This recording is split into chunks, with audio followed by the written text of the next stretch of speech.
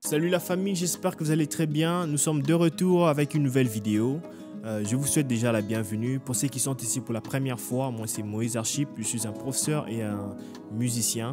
J'utilise YouTube comme plateforme principale pour partager mes tutoriels, mais aussi de temps en temps, je donne des leçons en privé. Alors si vous voudrez avoir contact avec moi, eh bien, veuillez me contacter sur Instagram ou Facebook au nom Moïse Archip et je mettrai tous mes liens dans la description. Alors voilà, merci aussi encore pour votre soutien les amis. Alors donc aujourd'hui, nous allons parler des 5 outils qui sont indispensables pour les guitaristes. Vraiment, la liste en fait, elle n'est pas définitive. C'est une liste que j'ai essayé d'analyser personnellement avec ma propre expérience. Alors je trouve que ce sont des éléments qui sont indispensables pour nous les musiciens, précisément les guitaristes quoi. Si vous trouvez qu'il y a encore, la liste est longue, bien vous avez des éléments que je pourrais ajouter, faites-le moi savoir en commentaire, nous allons en débattre prochainement. Alors voilà, en première position, c'est la guitare elle-même. Je trouve qu'il est très important d'avoir l'instrument à sa portée 24 sur 24 parce que en tant que musicien, de temps en temps, on a besoin de travailler, on a besoin de composer. Donc, c'est très important d'avoir l'instrument. Le fait d'avoir l'instrument à sa disponibilité nous permet d'avancer un peu plus rapidement par rapport à quelqu'un qui n'a pas d'instrument. Je vous donne un exemple d'un musicien qui a une inspiration qui lui vient sur le chant. Sans instrument, il n'est pas possible qu'il puisse prendre son idée et la transformer en mélodie, quoi. Donc, c'est très important d'avoir l'instrument. Et je vous donne 2 astuces. Les cordes, lorsqu'elles ne sont plus en bon état, elles donnent des mauvaises notes. Et il faut savoir que des mauvaises notes en tant que musicien, c'est comme un péché pour nous. Donc voilà, il faut avoir des cordes en très bon état, il faut veiller à ça. Et puis deuxième astuce, c'est que veillez toujours à l'attention de à l'attention des cordes. Donc en fait, il faut veiller à la distance entre le manche et les cordes.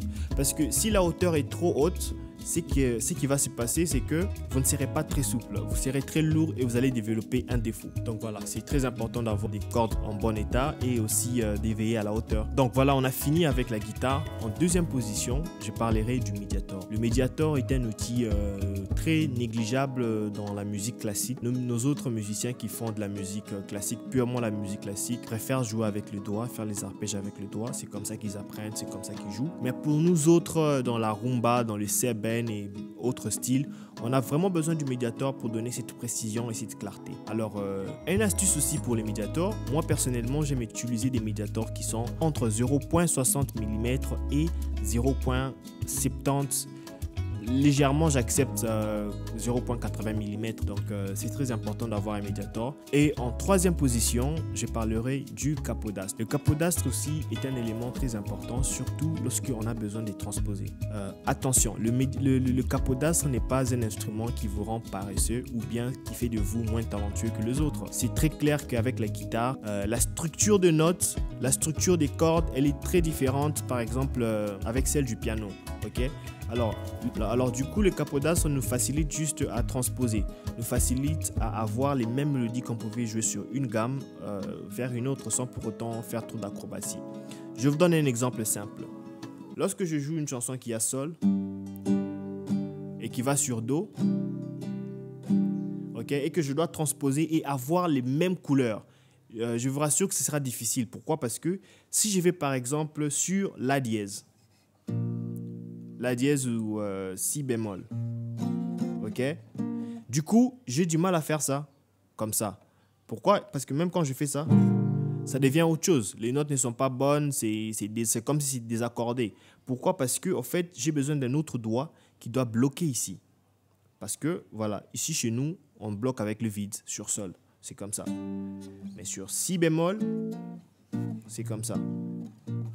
Et quand je dois faire ça, je perds en fait la structure du 1, du premier degré, de la tonique. Et si je dois aller au 4e degré, je dois faire ça. Or, si j'ai fait ça, c'est impossible que je fasse ça. Comme vous voyez, c'est carrément difficile, c'est compliqué.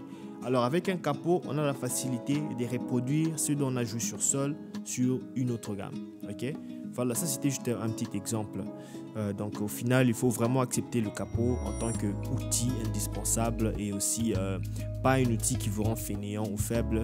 Donc, ça ne vous rend pas nécessairement fainéant. Il faut juste comprendre que les structures sont différentes. Donc, voilà. Et après, en 4e position, on a les jacks ou les câbles. Les amis, c'est très important d'avoir des jacks en bon état. Surtout pour ceux qui sont déjà au niveau de jouer sur scène.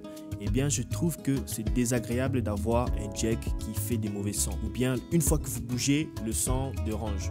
Ou une fois, vous êtes en train de jouer, en train de faire un solo et il y a coupure. Pourquoi? Parce que le jack n'est pas bon. Ça dérange et puis c'est frustrant de fois. Alors, c'est très nécessaire d'avoir des jacks en bon état. Une astuce, vous pouvez faire des jacks vous-même si vous êtes bon en bricolage ou un peu avec des notions d'électronique. C'est moins coûteux. Mais par contre, pour ceux qui ne peuvent pas faire ça, il faut carrément acheter des très bons jacks, des très bonnes qualités. Donc voilà, il faut juste avoir des très bons jacks, des bonnes qualités aussi. Vous pouvez demander conseil à votre magasin le plus proche et trouver une solution, quoi. Donc voilà. Et enfin, pour finir, en 5e position, c'est pour ceux qui sont peut-être déjà sur scène et tout ça et qui aiment jouer en étant debout, c'est le sangle. Ok, c'est le sangle parce que sans le sangle on a du mal à s'élever, sans du sangle on a du mal à être un peu flexible, quoi. Donc c'est très important d'avoir un sangle. Un conseil aussi pour le sangle, veuillez toujours trouver des sangles qui sont épais et un peu plus gros. Ok, voilà, un peu plus gros comme ça là, parce que plus c'est petit, plus aussi ça fait très mal à l'épaule et puis après vous risquez d'avoir des problèmes des nerfs et tout ça. Donc surtout plus avec les bassistes, hein, ils ont souvent des problèmes des nerfs parce que la basse est plus lourde que la guitare. Donc du coup, c'est plus simple d'avoir un sangle très gros, épais et tout ça. Donc voilà. Ça, c'est ma liste. Comme je l'ai dit au début, la liste n'est pas définitive. Si vous avez aussi des éléments qu'on peut ajouter et en parler ou en débattre prochainement, faites-le moi savoir en commentaire.